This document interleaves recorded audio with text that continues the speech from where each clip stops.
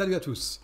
En ce mardi 16 septembre, je vous propose de passer à la planche à secouer de l'analyse technique, le 6E, autrement dit l'euro-dollar.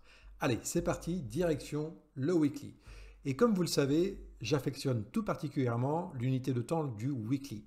Le weekly me permet de déterminer les grandes forces en présence, les grands enjeux. Alors allons-y sur ce weekly. Et qu'est-ce que je vois sur l'euro-dollar? Tout d'abord, vous le savez, avant 2020 jusqu'à 2022, l'euro-dollar n'a cessé de descendre, de baisser, de baisser. Mais maintenant, qu'est-ce qu'on peut constater? Il y a eu un bas en octobre 2022. On constate aussi un autre bas aux alentours d'octobre 2025. Et au centre, un énorme range qui a duré plus d'un an. Donc là, sur ce weekly, de manière macroscopique, on voit que le prix de l'euro-dollar s'est stabilisé. Maintenant, je suis à l'affût des structures, éventuellement des premières impulsions. Partons par exemple sur cette structure ici. Regardez ce qui s'est passé sur ce bas. Ici, on a une magnifique première impulsion. Alors pourquoi c'est une première impulsion? Parce qu'elle casse une structure. Et puis d'autre part, les premières impulsions sont très souvent bourrées d'imbalance. Ici, une énorme imbalance. Et puis ici, il y en avait une aussi qui a été comblée. Et cette première impulsion, les imbalances au sein de cette première impulsion, c'est ce qui la caractérise. Et de là, une fois que j'ai ma première impulsion d'identifier, je vais être à l'affût, on va dire, d'un redémarrage pour une deuxième impulsion. Donc toute cette descente ici, de pullback, bien malin, celui qui sait jusqu'où va aller ce pullback. Mais en revanche, à la conclusion de cette bougie weekly ici, là, je me positionne dans l'idée de démarrage de la deuxième impulsion. Donc je trace ce bas ici et je fais une symétrie par rapport à la première impulsion qui est ici et je fais une projection, tout simplement comme ça, avec première et deuxième impulsion de même amplitude. Ce n'est pas un outil magique, mais cet outil-là me permet d'avoir un potentiel de la hausse, d'avoir un sens, un premier sens qui se dégage de cet euro-dollar. Vous comprenez?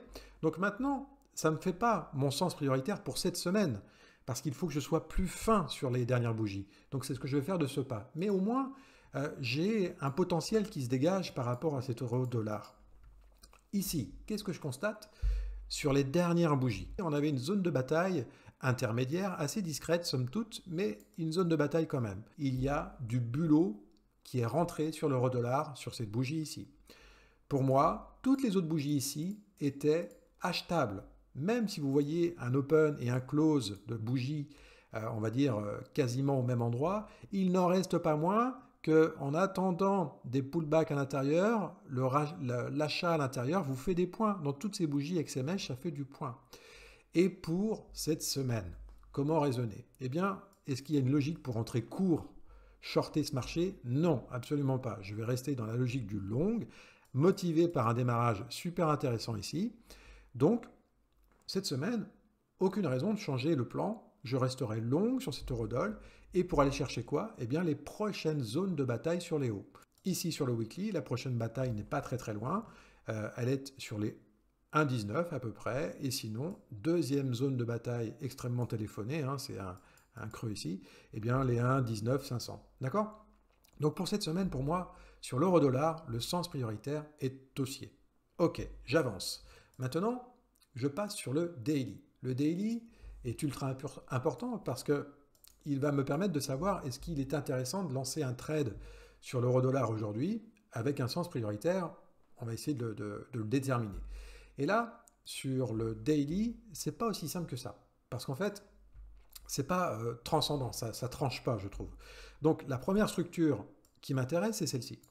Alors, est-ce que, vu de ma fenêtre d'analyse de technicien, est-ce que j'ai une belle première impulsion qui a cassé cette structure? Quelque chose comme ça. La réponse est non. Je n'ai pas de belle structure, de belle première impulsion qui casse la structure. On a quelque chose, un petit peu un reniflage de cul en règle, on se renifle, etc. Certains diront oui, c'est cassé. Mais je ne veux pas dire non. Factuellement, on voit bien que c'est cassé. Mais c'est pas ça que je vais rechercher. Moi, ce que je vais rechercher, c'est une belle première impulsion qui casse ensuite le temps du pullback et pour peut-être jouer aussi la deuxième impulsion. Donc là, on n'est pas dans ce schéma-là, sur cette structure. Alors vous le voyez, il y a aussi une autre structure. Regardez, je la trace ici, c'est un range. Ici, comme ceci. Vous avez haut, bas, haut, bas, haut, bas, haut. Et puis ici, allez savoir pourquoi, en milieu de la boîte, il y a eu une reprise acheteuse. Voilà, conjugué avec cette structure qui a été, on a une clôture au-dessus, eh bien là, il y a quelque chose qui est en train de se passer. Dans cette logique-là, ce n'est pas une, on ne sait pas encore si ça va faire l'objet d'une première impulsion. Donc, je vais simplement raisonner. Hier, on a clôturé au-dessus. Eh bien, dans ce mouvement qui part, je vais appuyer, continuer sur cet euro-dollar à acheter l'euro-dollar pour aller chercher la prochaine zone de bataille qui est aux alentours des 1,19. Ok. Vous l'avez compris, en ce mardi 16 septembre, je vais avoir un sens prioritaire daily, journalier, quotidien, haussier, pour aller chercher une première zone de bataille. Je n'irai pas plus loin. Mon objectif sur les analyses, c'est de déterminer le sens prioritaire de la prochaine, voire des 2 prochaines bougies, tout simplement. Il me reste à conclure. Vous souhaitez une belle journée. Prenez soin de vous, prenez soin de vos portefeuilles et je vous dis à bientôt. Ciao, bye.